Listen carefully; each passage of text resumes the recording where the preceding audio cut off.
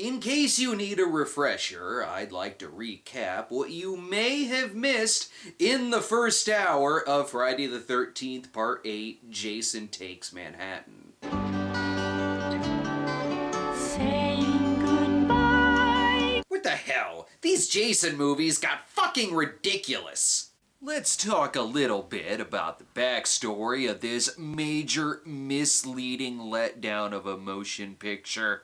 It was a film that was advertised as Jason Rampages Through New York, whether it was in the TV appearances or in the posters that say, New York has a new problem. Yeah, the cruise ship had a bigger body count. Using the tagline, just another Friday, would have been a much better choice.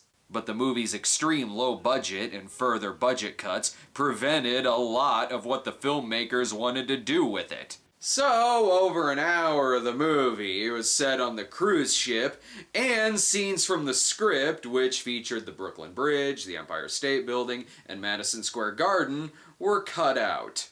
Pretty much anything that you would picture in your head for a movie called Jason Takes Manhattan is not anywhere close to being featured in the film. But I'm sure the film's trailer at least pointed out that this is primarily a boat film with very little of New York. Nope, it doesn't. The entirety of the trailer is Jason staring at New York City, and then this shit happens.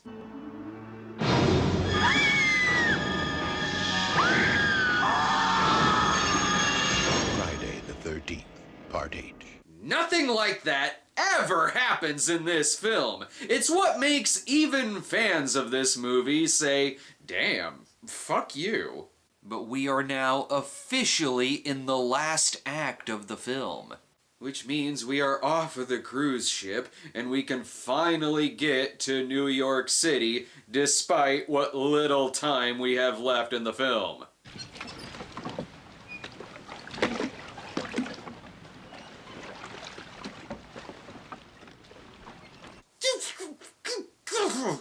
No, please, at this point, movie, you've earned a break. While they're hanging out in purgatory from St. Elsewhere, we can at least count on Charles to still be a dick. I hope you can find shore soon, Captain. We all don't want to drown out here. When you're done playing with your Game Boy, Shaun, I would like to use it as bait to catch me a smallmouth bass. You can tell they've been stranded out at sea for hours because they all look fine. Okay, any minute now, they are actually going to make it to New York City. It eventually has to happen! Oh my god, movie! Wake up, you padded piece of shit! Yo, wake up. Oh, shit. Check it out! Damn, we're in New York! You did it, man, you did it! We are in New York! New York City! Wow, they're looking at second unit footage while they're sitting in a stage pool. That's right, even though the characters have finally made it, I'm still gonna complain. That's because, again, due to the small budget, even when they're in New York, they still didn't have the budget to film there, except for 5% of the scenes, so most of it is shot in Vancouver. Poor Jason, that's a lot of underwater walking. Why didn't he just take them out when they were napping? Let the rampaging begin! There will be no rampaging.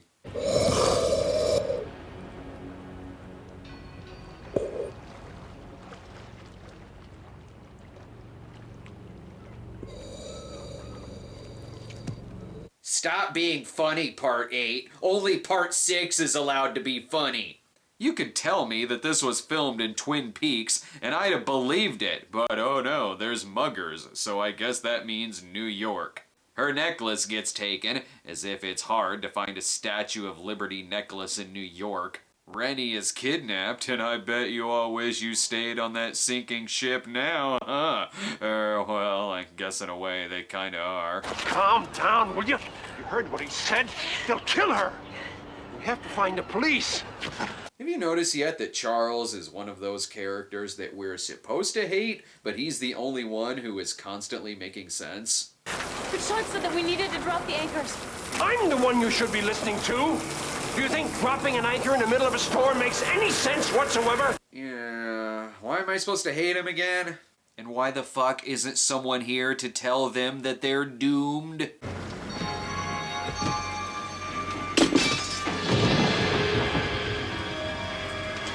Oh, right. Anyway, I'm pretty sure that one of the muggers went on to become a fly girl. The good news is that she won't die because she's the final girl, but the bad news is that she's now addicted to heroin. Though for a moment, Jason becomes the hero when he actually saves her from being raped. He only kills both parties when it's consensual.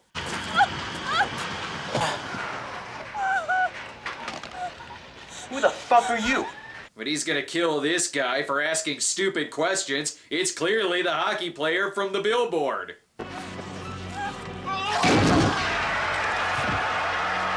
You know that guy could be fine. You better double tap him, Jason. With this city being so big, I doubt Jason will find any of them. Huh. I guess New York is pretty small if you never leave the same block. I gotta hand it to Julius though. Despite what we all know is gonna happen here, he is one character in a Friday the 13th movie who says, "Fuck it, I know I'm going out, so I'm gonna go out swinging." And once about a minute's worth of punching the shit out of Jason goes by, this happens.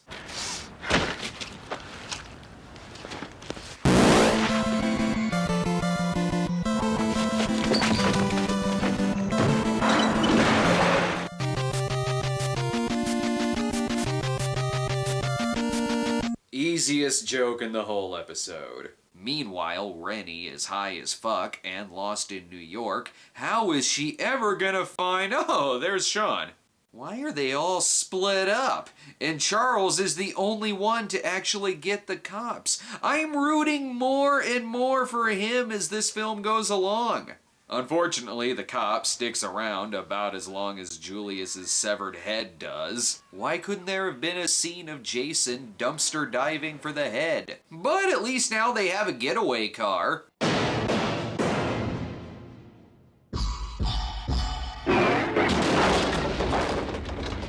You idiot! Oh no, Miss Van Dusen didn't make it out.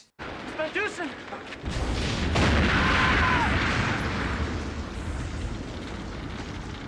Well, that's nice. Jason victims, 17. Rennie victims, 1. I suppose we have time for a flashback, though. Not like there's a killer chasing them. Let's find out the origin of Rennie's fear of water. It has to do with Charles opting for tough love in teaching Rennie how to swim. And at this point in the timeline, shouldn't Jason still be chained down there from the ending of part 6?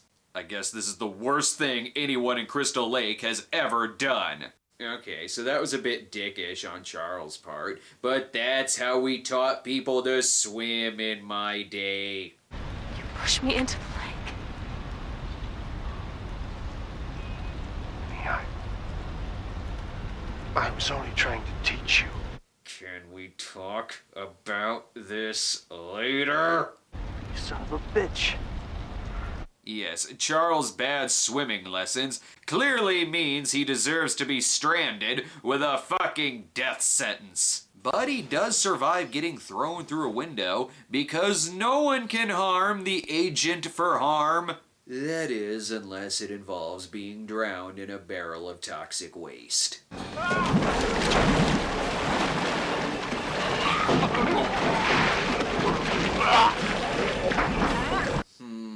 Peter Mark Richmond as the Joker. I like it. And what's with the weird poetic justice in nearly all of these death scenes? The bad swimming teacher drowns, the rocker is killed with a guitar, the boxer gets his head knocked off, the cokehead is killed with a piece of mirror, a deleted scene even shows this guy as a high diving champion.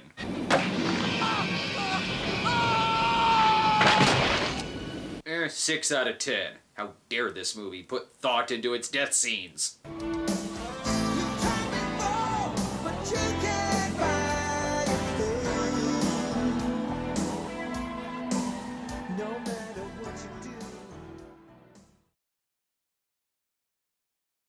Again, guys, deranged killer, chasing you. I was at school and they told me, Rennie, your parents died in a car accident. Jesus Christ, one tragic backstory at a time, please. It just seems like everybody I care about, I lose. Yeah, tell that to the guy who literally just lost his father. Yeah, but whatever, deaths. Time to make out.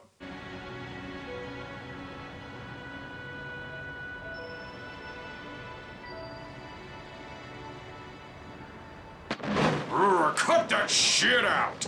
Ooh, they're now in the subway. There's lots of people there. This could be a scene where Jason is just hacking away at people left and right, but nope, he just walks right past them. He takes more anger out on the door than the people in the subway. In fact, he's no more of a dick than you'd usually see at this time of night. And that includes Rennie and Shaun.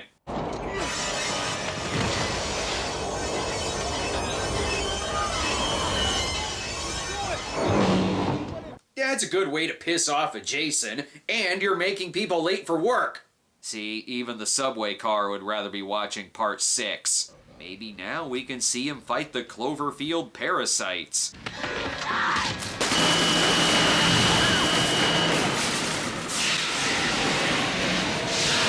Have you not seen any of these movies? Electricity is what makes him stronger. Oh, are you sure you want to show the city now, or would you rather sleep some more?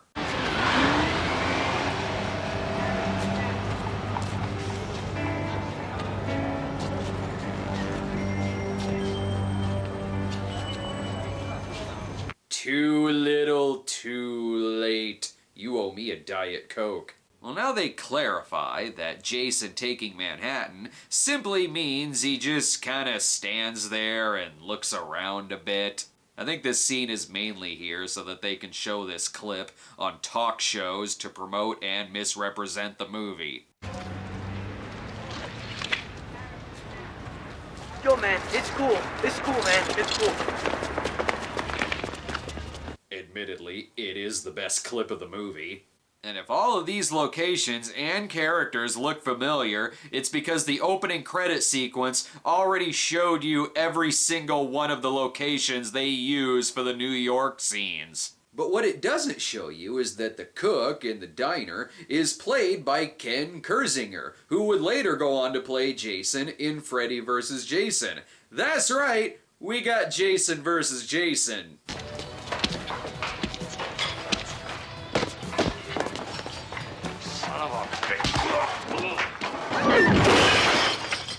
And Kane Hodder easily wins. So they couldn't afford Madison Square Garden, but at least they got to film in the location for every Italian post-apocalyptic movie ever. Although I think those movies may be a little more realistic. Cue the city employee. Can you help us get out of here? Sure can, but we haven't got a minute to spare. What do you mean? Toxic waste, son. The sewer floods out with this stuff every night at midnight. What? The sewer floods every... What? Why so specific? Whatever. But what he forgot to tell them is that every night at 11:45, slasher movie villains cave your skull in. Everyone knows this. Rennie soon remembers that Jason can be distracted like a cat who will instantly murder you afterwards. Thankfully, around every corner is a hot barrel of toxic waste. But if the sewer floods every night, why the fuck do they need to... Again, whatever. Just throw it in Jason's face.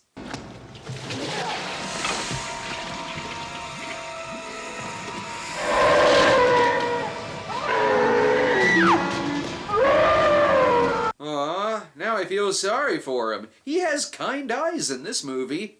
So, a pen to the eye didn't hurt him, an axe to the head, multiple bullet wounds. etc. But his real kryptonite is the ooze. Oh yeah, and the flood of toxic waste to wash away the chuds.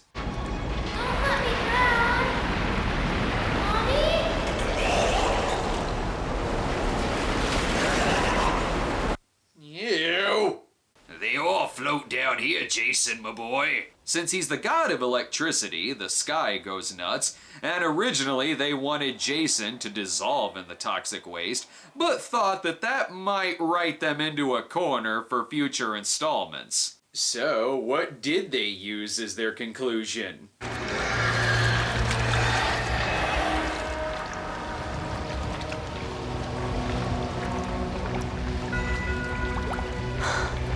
Oh, that makes sense. He's back to being a child now, as if he's the slasher movie version of Joshua Baskin. The hell kind of sense does that make? How does that not write you into a corner? Doesn't matter. Now Rennie and Shaun can finally go see Black and Blue. I hear there's a statue here that's 22 stories tall. Everyone you know is dead. And the dog returns after probably hanging out with Muffin from part 2, and someone better get that kid out of the sewer before it floods again. And that's my theory about how Jason Voorhees caused 9/11. Can I have a radio show now? Friday the 13th Part 8 became the last of the Paramount-produced Friday the 13th films before selling the series to New Line Cinema. Aw man, but they finally got pantyhose that fit, at last! Paramount would later have a hand in the 2009 remake. The reason for selling off the series was due largely in part to the film underperforming at the box office. While it had only a $5 million budget and brought in $14 million, it became the second lowest grossing film of the series. The film was released in the summer of 1989, the same summer which meant that Jason had to fight off such hits as Batman, Indiana Jones and the Last Crusade, Ghostbusters 2, even A Nightmare on Elm Street Part 5 brought in a little bit more than Jason Takes Manhattan. Perhaps, I don't know, a movie called Jason Takes Manhattan should have actually delivered on that promise. You'll never catch Home Alone 2 in that kind of lie. Even Rob Hedden, the writer and director, acknowledged that yes, perhaps more of the movie should have been set in New York. Oh, really? You think? If the movie had a small budget and couldn't shoot nearly as much in New York, then fine. But don't advertise for a movie that you can't make. At least Jason Goes to Hell was called Jason Goes to Hell, which does happen, and not Jason Takes Hell. Even Jason X delivered tenfold on its promise that Jason is in space, and Friday the 13th 3D had so much 3D in it that I'm still picking popcorn out of my clothes. But every criticism that I have just said in this two-part review is instantly negated by the fact that Jason is very funny in this movie. We'll be picking up on this series again in October, even though I did accidentally just spoil that Jason does go to hell. Sorry about that.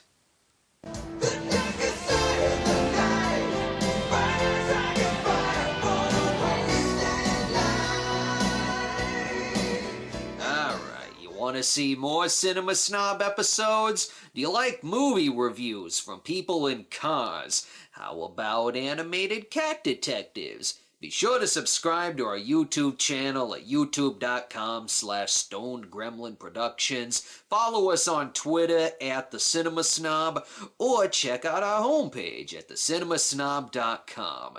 And you guessed correctly, I am a little drunk.